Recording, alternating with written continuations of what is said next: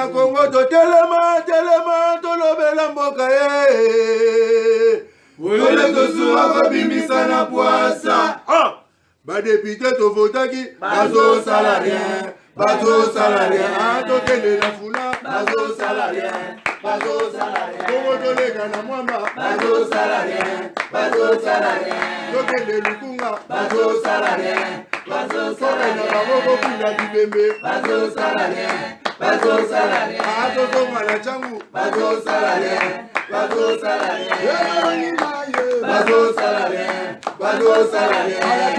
molili, bazo salarien. Bazo salarien, Koulou ne paye, bazo salarien, mama, bazo salarien, bazo salarien.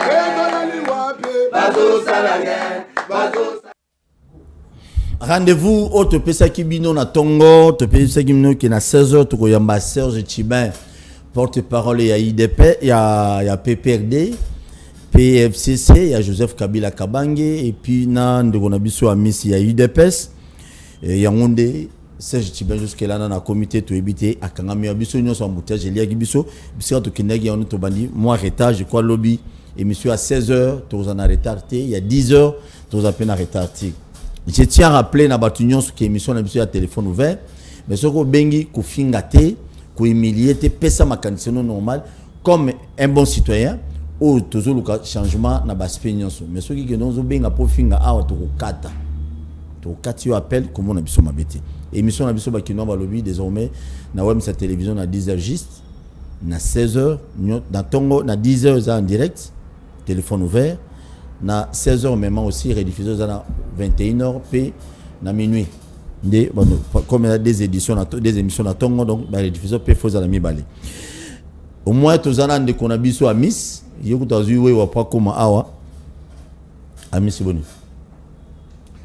qui m'y ande Paul l'habitué du plateau tous allez toujours parce que ceux qui ba question eux allez ko intéresser mboka na biso ezali et qui bomoni que tokoki ko limbola toko tarder ko ya te toko ya très bien oyebi zana batu mususu jour musu ba bisinga babito suwa biloko Amisa lo baratongo ya mbaka on emo epesa biso kanda Amisa zo lo ba bakisela ba policier salaire so ba policier muso ba mituna Paul ba bakisela salaire wapi ba sili kanga na bité papa pesa biso numéro Amis non to pesa ba numéro ngana pesa ba numéro ba invité te na ko la ba muso ba kangisa ba invité na bango te bo sala émission bo ina se ba zele pa bana ba benga na kité nga sala bunti donc na boyaki mais eloko on peut pesa ba to kanda. Bon, ce qu'on vérifie, ma camarade Lobaka, mingi a la vérité. Qui s'allait là, policier matin. Bon, je ne sais pas moi comment m'a pour na bango bazozo et la mais je sais que il y a eu une majoration na ba salaire na bango et donc ce bazalaka na 100 à l'accession et à pouvoir vraiment na mboka Félix et tu sais que dit. Ce que tu as commis na moi ça est 5 ou bien 110, je pense qu'il y a eu majoration. Donc, ce dans lobby ezaka na vérité. Très bien, merci beaucoup de la vérité. To la kibino to koloba ni solo o ezotambola na etamboli mingi na ba réseaux sociaux ba tebele bazoloba ba na kanda pona nini batuna ki na culture générale Kabuya aza secrétaire général ya parti nini et puis c'est ba tebele kanda na niveau incroyable na Kinshasa tout le monde a parlé na Tongo bolobela ki ngwa na etibino na 16h tant to yamba Amis na Chibin to lobela lango il faut voir que ça na kito Chiba zate wa mona que oui effectivement Chibin peut y privé azala to éviter tellement yoga qui a Miss et cause à la moindre banque qui or Miss est là pourquoi biloko ezo kitate biloko akoli ati lelo to yoki ba konze belé ba lobby biloko faut kita e kitate pona nini kitunga ya mama na ba papa musubore mutu mo aloba na tongo wa nani Gauthier aloba na tongo lobby ezo poser problème ebelé na banda kulelo okotika mbongo boye na tongo ozongi boyo mama ebiso bilo eza o mata mais bilo depuis bala ebiso pa bato bana bokonzi lelo et kitite pona nini IDPS est-ce que yangonde komi blocage à Congo lelo na makamunyoso est-ce que ça solo ya mo makamuto beta après-midi à lelo ce que obengi pesa likanisi nayo ko fingate vous allez poli na ebi ke bino boza poli des fois ko le kato soa et ça n'est une bonne chose ndeko na to bandana liboso pona ni bilo wali ezo kitate Merci beaucoup Ndeko Toussoua parce que on s'adressait na peuple na biso tout ali ba peuple et ceux qui ont question qui intéresser population je crois que question là et qui intéresser peu biso na ko répondre brutalement question na wanate mais je préfère un peu na banda quelque part je crois que si pas na micro na yo na micro bande comme mususu na lobela qui précipitation en communication il y a gouvernement sur la problématique il y a baisse des prix il y a d'arrêt alimentaire na lobaki que le porte-parole était pressé Patrick Mouyaya oui azala qui pressé à cause de la communication parce qu'il a fallu réunir n'est-ce pas contour nyonso l'État en tant que partenaire il y a aussi des partenaires au bazali ko importer babilo na bango bazala qui pe na ba déshydratant na bango oye sengela qui ko planir ba divergence et puis kotika que prix est à la fixer selon l'État parce que c'est qu'il faut rappeler mutoaza makasi koleka l'État azate l'État pe azali na souci que peuple na ya vivre bien importateur bazana besoin pe bazwa bénéfice alors ezaki likambo qui inquiété fallait qu'on réunir paramètres nyos c'est-à-dire taxe au foot sakabango ou ezalaka peut-être ou ekenaka na caisse à l'État kolongola o balongoli ajuster un peu le prix et ezala dans le commun accord entre l'État et na partenaire mais communiquer on a yaki un peu ezaki un peu communiqué moko brutal et en gros to constater que ezaki depuis ezaki communiqué moko apparemment bakanzaki ko pesa communiquer wana nde ko sepelisa batumbango mbango mais sepelisi batu mais lelo elie bango moko non c'est-à-dire soko biki sepelisa ki batu non parce que lelo sepelisi batu te c'est pour dire bazwaki communiquer na mbango te il fallait vraiment qu'on réunir les contours et que je pense que l'État a long à parce que nous avons une jurisprudence de brandir en lelo ezali la problématique il y a billets d'avion.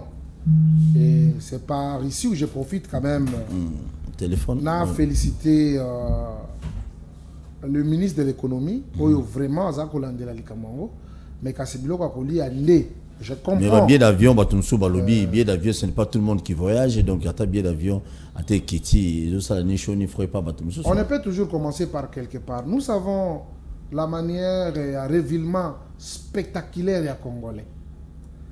Parce que ceux qui billet non, billet on est quitté. Tant que quitté, on va voyager. Non, c'est pas ça. Nous devons être cohérents. Ce n'est pas au jour au lendemain que tu as bateau makamunyo sur bongi mamoko non. Tu as likamumoko ou il en a une moussouche. Donc je suis en train d'avoir confiance que le gouvernement n'a pas partenaire bakoyo kana pe biloko eko kita selon n'engeza qui décider. Par ici aussi, nous avons une représentation nationale. Oh, batinda makina peuple mutatinda qui va député, baki une assemblée nationale. Et donc, le gouvernement bazali redevable à niveau il y a représentation nationale pour essayer un peu de demander comment les individus peuvent être forts plus que l'État. Ça ne se conçoit pas et ça ne se digère pas.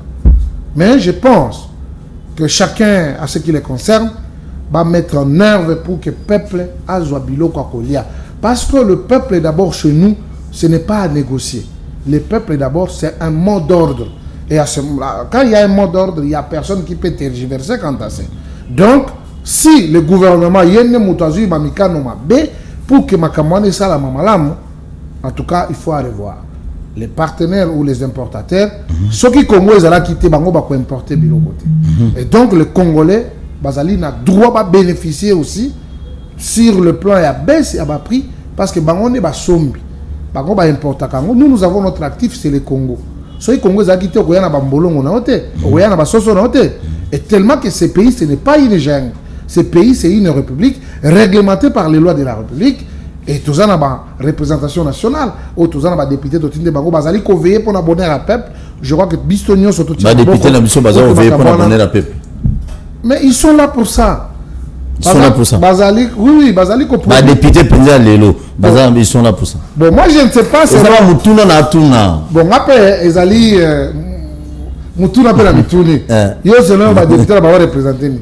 Il faut pas bounder là intérêt à peuple. Bah ça la loi ou est cause la pour intérêt et à peuple. Est-ce que dia va ça la loi attends mi balé misato. D'ailleurs le Congo n'a pas un problème de loi. Toi la loi est belée, mais applicabilité là on est cause un problème. Bah voter mais et voter la cause à l'appliquer surtout dans gouvernement central. Non, il faut les appliquer. Pas tout éthique là, il faut les appliquer. Donc dans le but éthique à la cause à l'appliquer surtout bah loi votamment tous ces derniers temps. Jamais moins loi ancien salaire chef de l'État c'est applicable rapidement. Voilà, dans le régime passé, c'est pas pour l'instant. Mais je crois que dans... Mais ceux qui peuvent faire le président, il va en bénéficier. Non, d'ailleurs, Fachi doit faire en sorte que la loi est mise en veilleuse et qu'ils allaient appliquer. Parce que la loi est... Le salaire ancien chef de l'État, ils ont belé, on est quittant. En tout cas, le bonheur que je connais le président de la République, il n'est pas matériel. C'est un homme esprit. Ouais, non, président Félix. Ouais, c'est un homme esprit. Vous savez, sous-homme, individualité, personnalité. Lui, il pense sur les événements. Parce que ce que l'on appelle sur exemple, le président de la République n'a pas là les lacs. C'est 2 chambres et salon. C'est pour vous dire c'est que.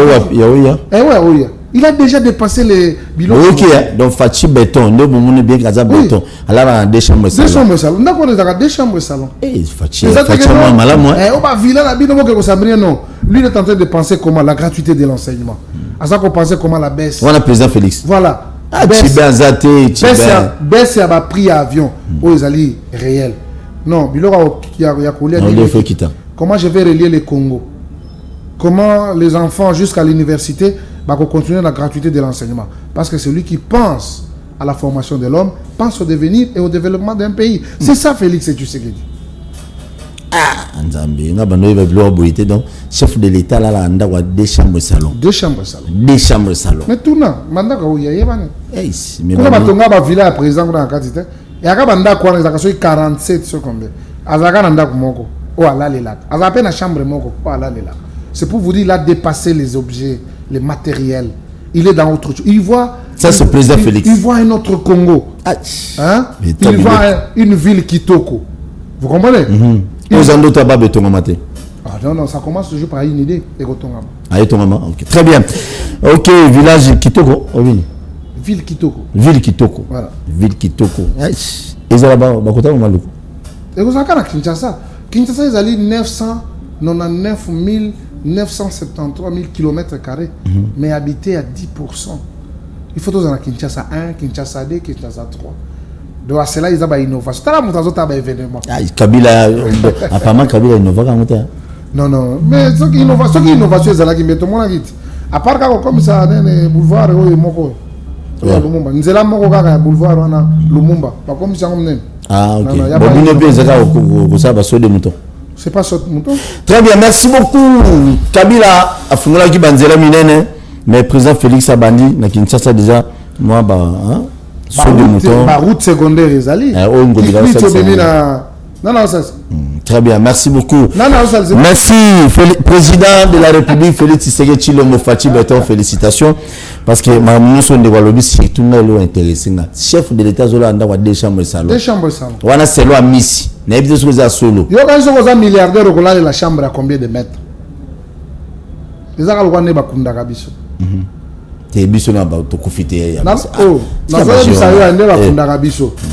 Jamais c'est nani tombeau il est kaka 1m20 sur 2 mètres le kabongote. C'est pour vous dire même ta chambre non là là metu na eza combien mètres.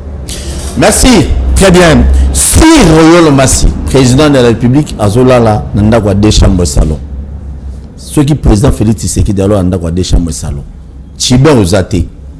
O kita Tshibin. Serge Tshibin à PPRD, Akimi Amis. Tant que tu as mis sur le téléphone, tout le monde sait ça. Avant de tu aies mis sur le sous, et là, tu as mis sur le lobby et sa capitale. Tu as eu un ministre Lelo. On a besoin. Papa, tu as besoin de balai. Aux ministres Lelo, on a besoin de bon à l'État. On a besoin de bon à boy. Otonga boy, otonga boy, otonga boy, otonga boy, otonga boy. Aïe aïe, otonga. Même quand le yoko kufa papa, barokundo kana mwa libulu mwa 2 mètres, kanga boy sili. Barokundo na ba million te. Ba continue sur banque, ba membre famille no ba no wele lango. Butika ko nyokola ba congolais.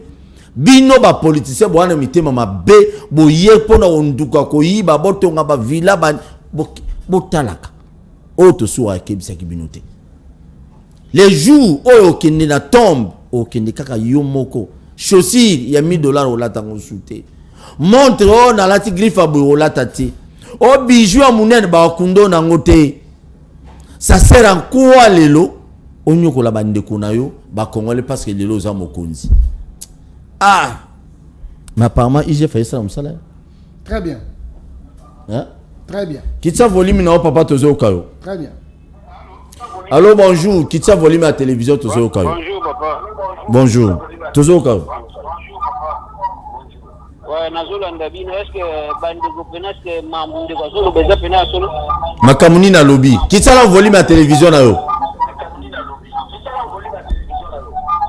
Oh, Yazolo, Baya Pesa, Zala, la Nanda, des chambres de talent, c'est vrai. Ok. Ayo qui a répondre?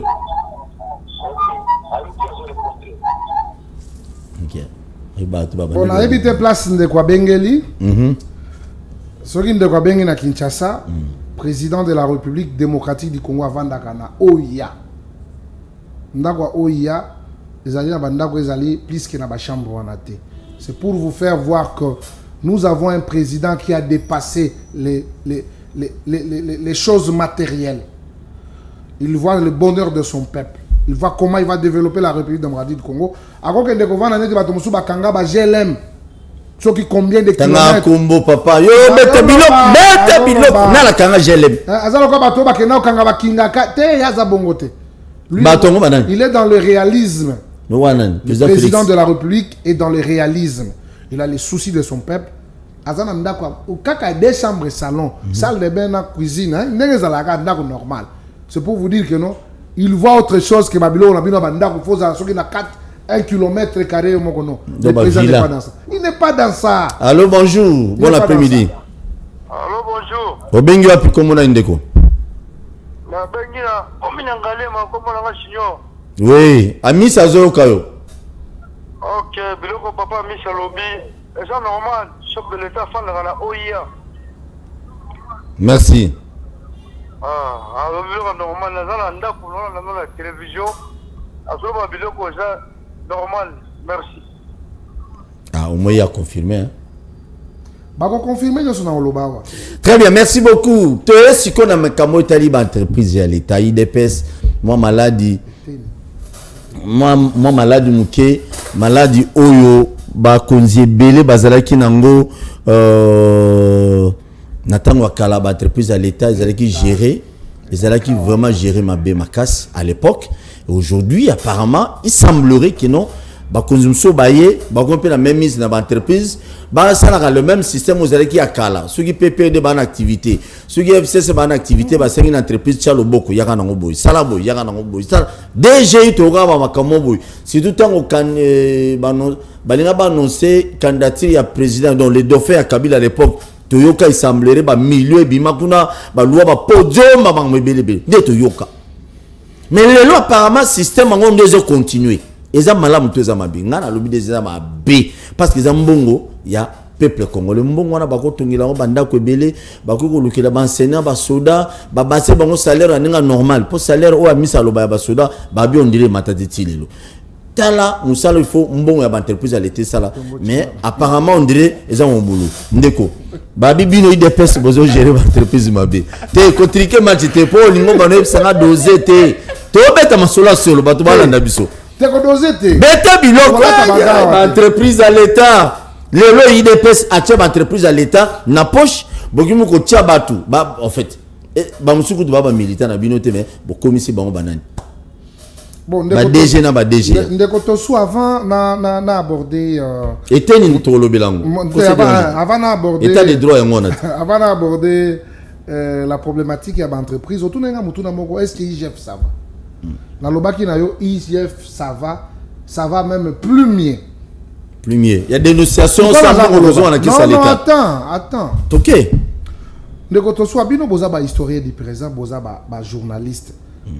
Bozali wana kaka te parce que c'est ce que nous avons vécu ces derniers temps.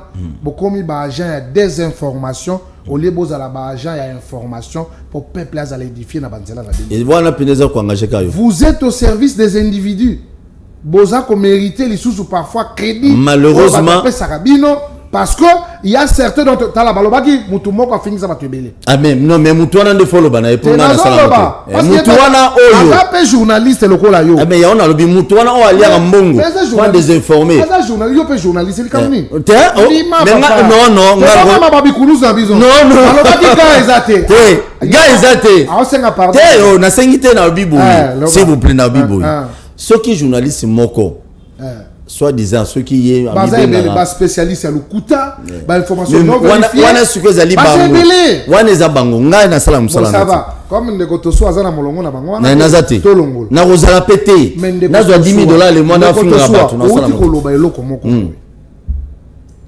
Et ça na entreprise ezala qui au service à ba parti politique. Ezalaka. Lele faut ko beta maboko. Pour dire que miibi nyonso bazali mise à nu au mec qui kosimba batangio quand même accepter l'époque kotanga et citer aussi kotanga niko la tchate mbongo zozo na kesa l'état te non c'est-à-dire il y a kotanga te nazo lobela parce que lelo tokoka ko zo exemple wana te parce que l'IDPS en aucun cas azana ba makambo wana te azana bato atindaka bango bazana ba misala moi 10% ba contribuer à na parti. Ce n'est pas comme ça se faisait à son temps. Que non, au GFREM, au DGI, DGRAD, au service de jour meeting, meeting, manifestation, au comment on a le quotidien, voyou, nyonso, mboka. Liboso entreprise, ce n'est plus le moment, ce n'est plus le cas. Il y a Liboso. Il y a mis balai à ce qui concerne les entreprises publiques. Je suis en train de vous assurer que casting à Liboso, c'est un échec. Kasenga liboso ya bino union sacrée bo pesa ngi batu misala non ko ba union sacrée IDPS oh FCC cash union sacrée parce que union sacrée dans la timidité tilelo c'est un fiasco dans la bénicité c'est un fiasco DGRV Azawap DGRV Azawap DGRV DG siko ya RVA wa mutete la wana Azawap DGRV o Azawap boloko on va nommer siko mais que ça va banine basaka l'équipe est incomplète. Si quand on a un nous, on a dit que c'est un fiasco. Est-ce que déjà les bossos à Kangare point? Parce qu'il y avait une équipe, mais les lobazaté. Je dois vous rappeler que casting est là qui m'a bé. Parce que moi je ne cesserai jamais de le dire. Là où il y a le mal, il faut dénoncer. Là où il y a l'incompétence, il faut le dire. À tous amoutouï IDPS. Oh papa, à tous amoutouï IDPS na koloba. Parce que ces derniers temps, nous sommes en train de souffrir à la Cadeco par exemple. Je te donne l'exemple. Comme d'habitude. La Cadeco. Je vous dis, il n'y a pas de lueur d'espoir. Parce que celui qui est à la tête de la Cadeco, le directeur général, en tout cas, c'est un monoposé. C'est un monoposé. Il n'a plus rien à donner. Il n'a plus rien à donner. Mais 48 ans de service, mon frère. La routine. Non, mais engagé à Goma, après 5 ans de service, il est devenu directeur. Pendant 30 quelques années, directeur. Là, on l'appelait Mobutu, non? On l'amène ici à la direction générale. Il ne crée que des conflits avec tout le monde. Voilà. Le directeur de la Cadeco, là, le DG de la Cadeco, il crée des problèmes avec tout le monde. C'est quoi? Au lieu de régler le compte, quand est-ce que ma canisinaye pour la entreprise, on est allé en faillite et comme quand même acceptable, peut ma partenaire va envier en Gobaya. Non, ce sont des gens à mettre hors d'état de nuire. Il y a des intelligences et il y a des capacités, mon frère. Vous savez, la Cadeco demande une capacité managériale à Moutouaza Kumbango dans une direction de réussite. Nous sommes en train de les dénoncer. Les gens croient peut-être qu'on s'acharne contre quelqu'un. Non, on ne peut pas s'acharner. Moi, je suis un ancien de l'Advance Bank. Ok? La manière dont fonctionne une banque et aller à la Cadeco, c'est un dysfonctionnement organisé. À part Cadeco. À part Cadeco. Les autres, Nyoso. Il y a la normalité. Nyoso. On nous a fait voir peut-être être un enfant. Bah bien, on est. Enfant maison. Non. Fils maison. Oh, fils maison. Fils maison. Entreprise de Koufa, 48 ans directeur. Donc, il faut faire partir de la bateau à entreprise. Mais on te met encore DG. Non. Très bien. Je crois que c'est un peu ça donc. La nomination en général, il y a non, bâtir bateau, bazana ma compétence. Ça, il faut. Et puis, comment on peut nommer quelqu'un qui a 79 ans? Quand est-ce qu'il va se reposer? Très bien. Vous savez, être directeur, ça demande vraiment de l'impulsion, beaucoup de réflexion. Il faut être sur le terrain. Aucun ne peut marcher pour que ça soit bénéfique. Merci. Merci beaucoup. L'entreprise à l'État, ceux qui va dépolitiser, une bonne chose. Ceux qui vont checker militaire, IDPS, exemple, militaire, on a IDPS, il va servir d'abord les partis. Non, non, s'il est compétent. Maintenant, non, moi, système ma contribution, activité, mais il va contribuer par rapport à salaire, mais tu ne toucheras pas la caisse à l'entreprise. Très bien. Si je fais ça, on va épargner mon touté. Oh, FCC, oh, cash, oh, Union Sacrée, oh, IDPS. Tout le monde est aux anakata filet. Au saliba aventure, non, on a na Kaboun, na Kabou, na chef de l'État. Koutou, on a bien. Allô, bonjour. Allô, bonjour. Obengi biswa pi komonani. Bonjour, na bengi na masina. Comment nanga tosha? Toja, tozoka. Bon, na lobby boy. Oui. Ba Congolais, bozali tema mabe. Prophète Kimbangu apesa prophétie mundele akoma moindo akoma mundele mais mtu ayaka kofongola prophétie wana ezalaki Lumumba tozoka dans Lumumba afongoli yango mutu mwindo akoma mundele alors bozi Lumumba bobomi botikie na kati ya zamba oningolo banini wana papa rapidement na Katanga azalaki na bon, à qui premier gouvernement, alors Bobimi Libanda Bosali deuxième gouvernement. Et si Kabila Kelimabe côté la Congo Yangoan. Boluka Kobimi Salumumba Libanda, Azana Katanga na Zamba, Bokundaye, Bosale Bonnet, Aprende Bohomona Congo et Fongwama. Merci beaucoup.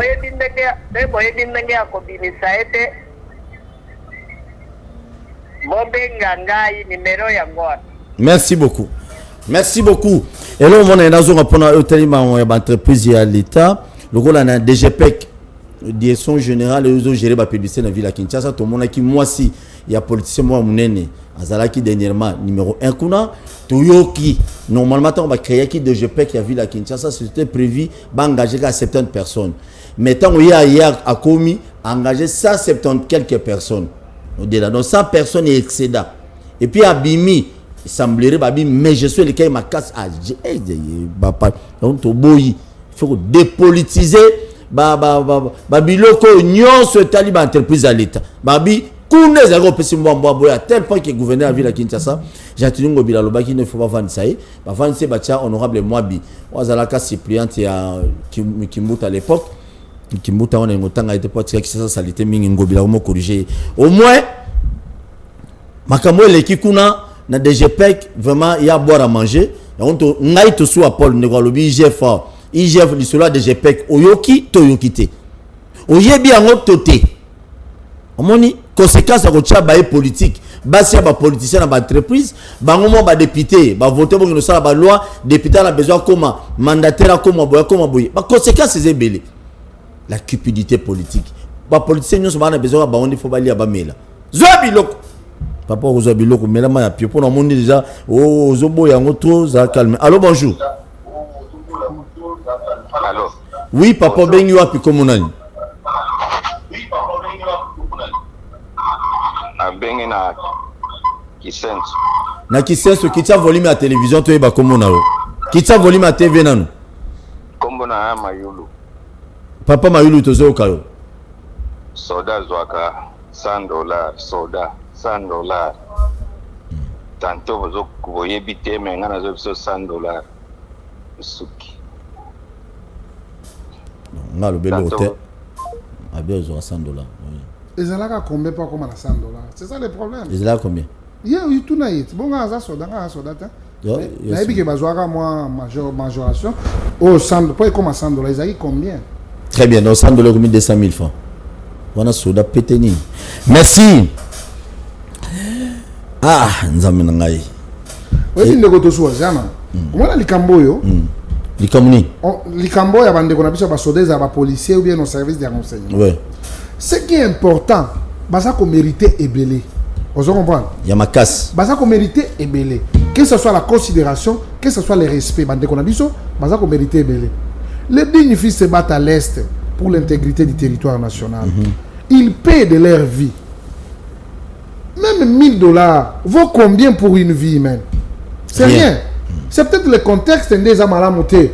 Les gens volent l'argent de la République. Pourquoi nous devons encourager. Ce n'est pas seulement qu'on interpelle. Au IBI 7 millions, il faut tout le monde en bon mois. Au IBI 1 million, tout le monde en bon. Il y a des gens qui interpellent.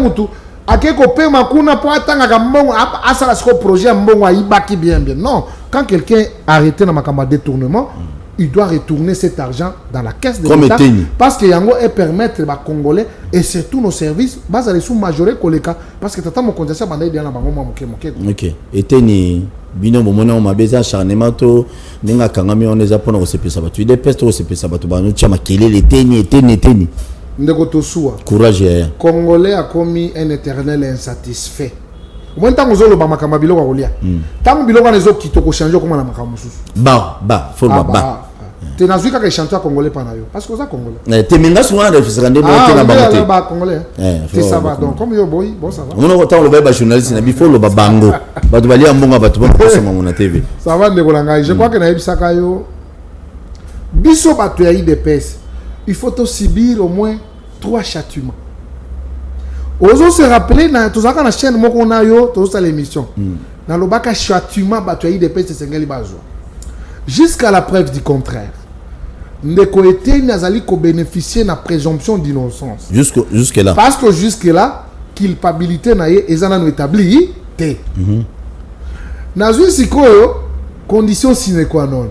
Soki bakangi ye na kimoyibi wana balobi te, c'est-à-dire à cause de la gaillardie.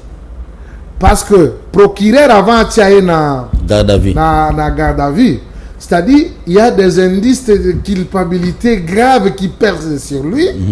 Et bah, qu'il faut pas garder parce qu'il y a certaines informations, il faut être pas. Et ceux qui sali procèdent correctement, nous tous, nous demandons que la justice soit faite et que Bakuti était dans ma camboanate. Toko sepela makasi ya komona que un disciple de Tshisekedi a respecté Mbela. Il y a le peuple d'abord et non la famille d'abord. Très bien, merci. Mais ceux qui ndeko eteni akutami que réellement aliaki ndakala il faut subir châtiment ya makasi. Un abwaki au problème na vie politique n'est pas ce qu'il est déjà. Yami balé les partis doivent se prononcer quant à c'est parce que notre parti ezali compromettre ba valeur ezali parti ezali kopesa espoir na peuple. Dans 4 nabiso to koza na ba miibité. Donc ceux qui azali déjà condamné le roi batomso ba condamna bango wana ba miibi batomso ba iba ko ba condamna bango wana ba miibi parce qu'ils ont été condamnés mais jusqu'à la preuve du contraire était n'est pas encore condamné tozo pese na no moins crédit mais ceux qui la justice a affirmé que non était na ibaki vraiment il a craché la mémoire de Tshisekedi, la mémoire de nos combattants, tous ceux qui nous ont quittés pour cette lutte et instauration d'un état normal. Merci beaucoup. La rationalité, l'amour, pas une bonne gestion. Mais, oui, tout qui pas tout pas. IGF a dénoncé naïe, mais sur justice il faut ça ce que nous allons à Kanga Batouana. Oui. Bakangi, bazon sipe mbongo, ko Batouana ba lapa, ko yiba mbongo à l'état. Bien sûr, mbongo il faut zongaka. C'est pas seulement pour interpréter. Bazouzi, il faut ba nyata makasi. Il faut ba nyata makasi. Vitesse pénal, moi vis hein. Les pénal vraiment serré. Pourtant on va condamner yo en tout cas biloko somba ki batu ba makasa somba banda quoi à part que batum suto mona bango bakena na mwanda kuna basombeli 500 personnes bambisa minene à part no banda ko basomba ka 500 personnes 500 personnes bambisa moi minene boy bozwa mais awa mingi comme batu ba yiba po bazwa banda ko biso to ndimi bon bino pe yiba amis la ndelanga ozwa biloko ya bisa ozwa biloko amis examen d'état culture générale comme la Kaboun de Tangamikuna et Bimero la Bakis parmi les questionnaires culture générale na tonga attend tous na émission à 10h ba tout nous na ndako ba bi ponanine tout le monde a parti état ça se passe comment d'état bilo non il faut au moins des gens qui m'ont exposé problème là il faut avoir un petit temps de réfléchir on réfléchir à la va vite souvent et orienter kabiso na ba sentiment ya kolo. Pour l'instant, Jean-Marc Kaboun C'est le meilleur politicien de la République démocratique du Congo. Je vous dis la vérité, Jean-Marc Kabund, les meilleurs. Mokoyo, Kalanyon sur Azalaga Wapi Kabundu. Non, chacun, non, autre temps, autre mers. Lobikuna, Tolobaki, Katumba Mwanki. Ah, donc Lelo Kabund. Attends! Non, Lelo Kabund, Katumba Mwanki. Laisse-moi évoluer. On va partir quelque part, non?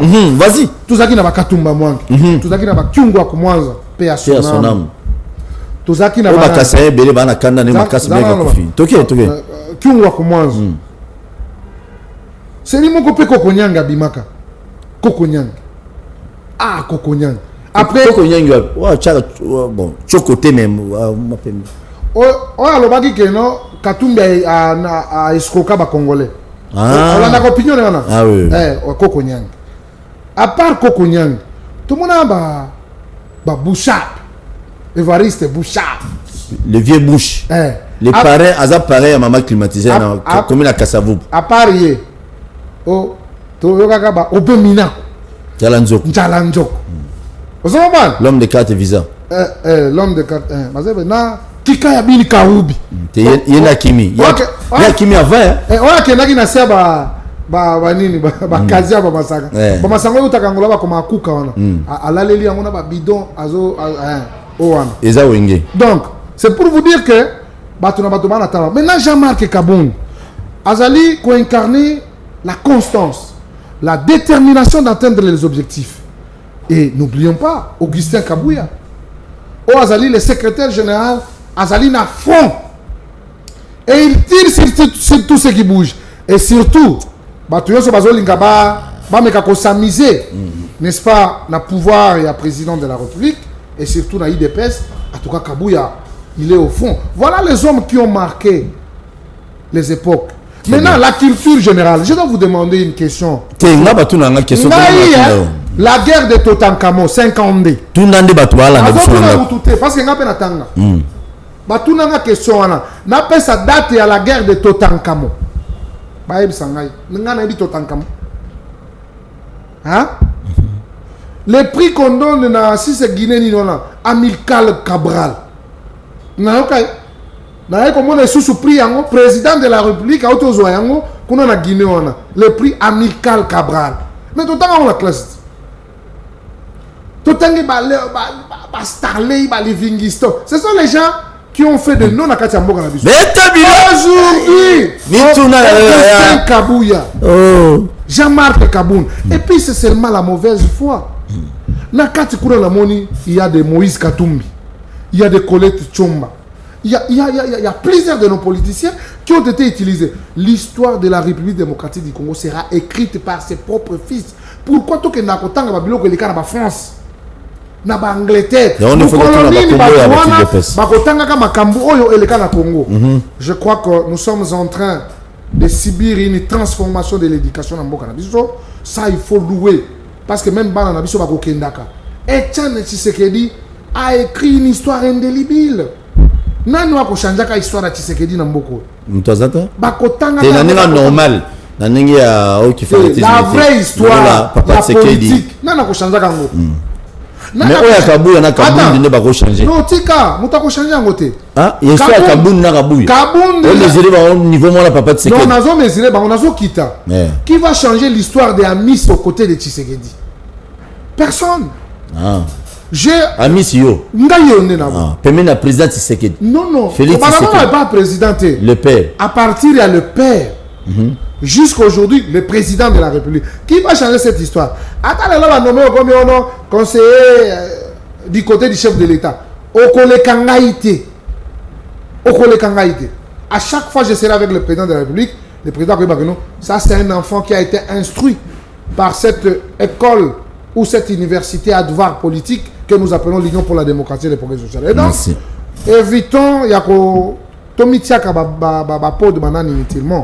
Kabouya. Bon, ça a un problème. Tenez, batuna qui on a dans ma partie étatée. Ils ont du tatou teni. On va définir la culture générale.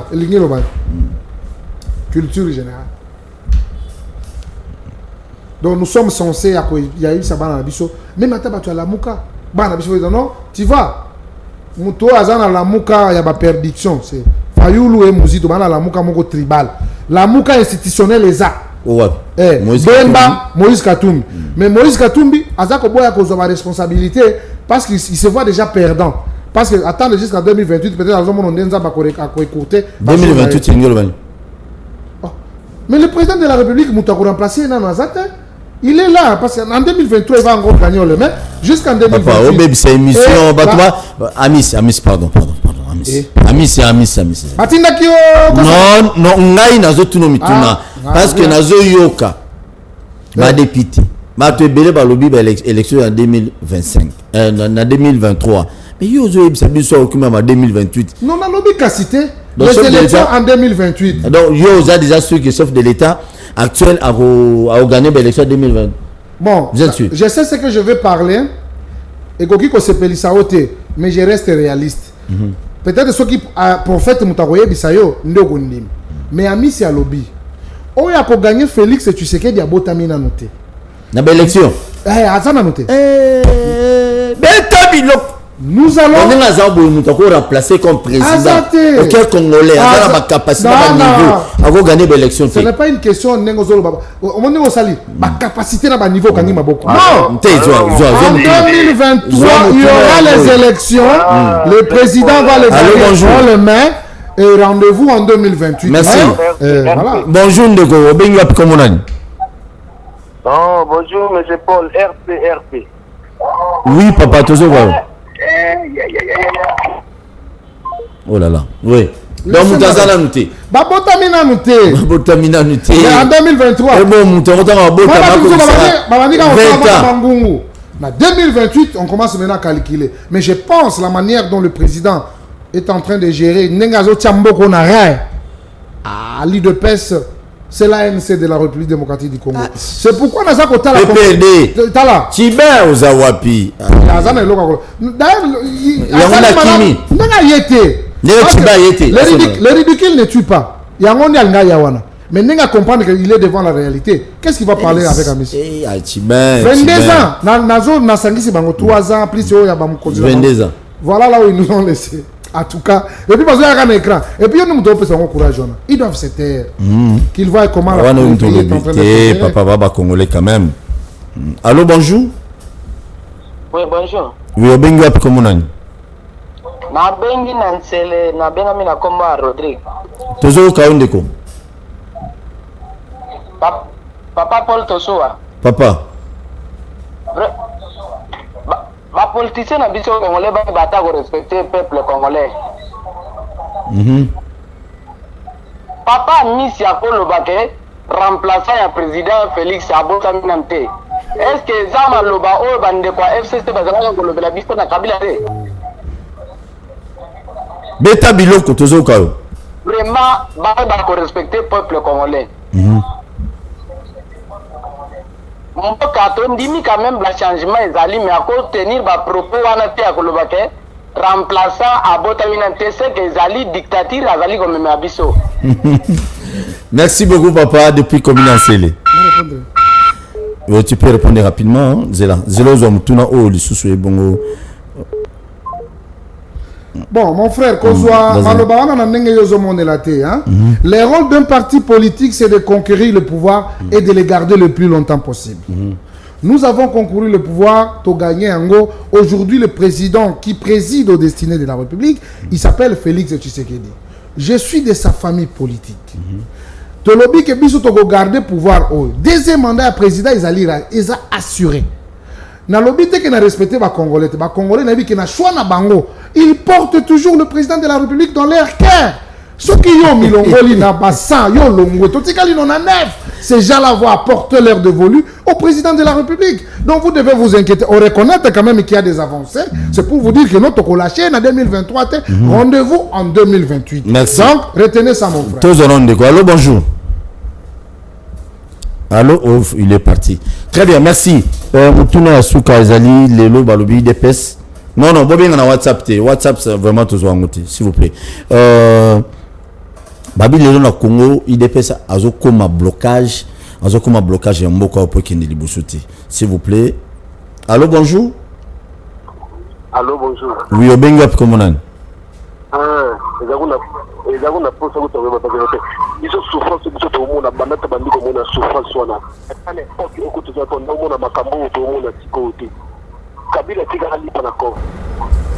nous on a le mot que pouvoir exalter ni exalter Kabila tika lipa na combien Kabila tika lipa na combien atika dollars na combien le souffrance au tout monde l'autre ba peuple ko wala ba mo na ona tuza tsiko na ministre to le ba o souffrance comme il est tout pays atiko le ba le ba na papa wa muta compte bien na monalité. Merci. Voilà. Merci beaucoup. Lelo IDPS azali blocage pour un bon fonctionnement de la République démocratique du Congo. Ça solo to lokuta. Na lingina ibsande konanga ona émotion na ya garder yango pour na yemoko. Et pas c'est l'équipe. Non attends. Kabila akutaka dollar na 60, atika on a 160, 10 fois plus. Biso to kuta on a combien? Beaucoup on a combien? Tout on a 165. Et là combien? Les communes à 21. Ah, calculer ce pourcentage à 60. Binosco bino besoin se référer ma bé au lieu bino bozonga. Donc qui ça dollar qui t'en a c'est bino on a besoin pour qu'il y a un système. Oyebi que importation na biso, économie na biso, ils allaient orienter ailleurs. Ils allaient que nos makambo biso tout ça qu'on produire et on les a soutenir économie na biso. Aujourd'hui le président de la République a linga ça la mutation entre autres à tenir compte aussi dans l'agriculture. Ce qui tozali ko cultiver to te kabilo ko na biso ba mini na biso pe tozo sala to bo makape ba biso te kakape ça va nous régénérer de bénéfices et que ça la que toza na matela moko financier o ezali consistant et puis to ko vivre aisément c'est tout un processus. Merci. Mes chers amis, les amis ont fait 3 ans plus 17 ans, c'est au-delà de 20 ans batiki moko na place autozali. Mais le président de la République, avec les efforts que nous sommes en train d'apporter, il faut qu'il y ait le temps pour que tout sentir Allô, bonjour. Allô? Bonjour, comment on a bengi apinde? Comment on a Freddy Ngoma, na bengi bino na Nigeria. Toujours kayo. Na ko regretter à trop papa ou azali boso wana zo petit. Au monde bengi azana, mo ba belle va le baki ba luba ba ko pouvoir te. Mais le lo va pouvoir, je regrette beaucoup. Ils allaient pas si mingi na bato la boyi. Ma belle qui va dire na raison. Ba yeba yango ki jale lo wana ko suka. S'il vous plaît, nazo rectifier le moko. Awa émission ozela ba. Non, s'il vous plaît, Miss Melama Pio. Bato ba Hollande biso na ndako c'est pas ceux qui bato ba ça la remarque, c'est parce que balingi biso. Oh bon, on se sanga remarque na non, t'es là parce que na moni ozala bezo beta. S'il vous plaît, ndeko na ngai. Émission où ezali tout ça la campagne à tribalisme était na banzete tokutani lobby si Dieu le permet lobby na 10h to ça la émission en direct téléphone ouvert et puis na 16h to ça pe sous na invité musus lobby to ça la je crois si je me trompe pas na presse penge na maître Armal Okeka to beta na bon biloko lobby merci tokutani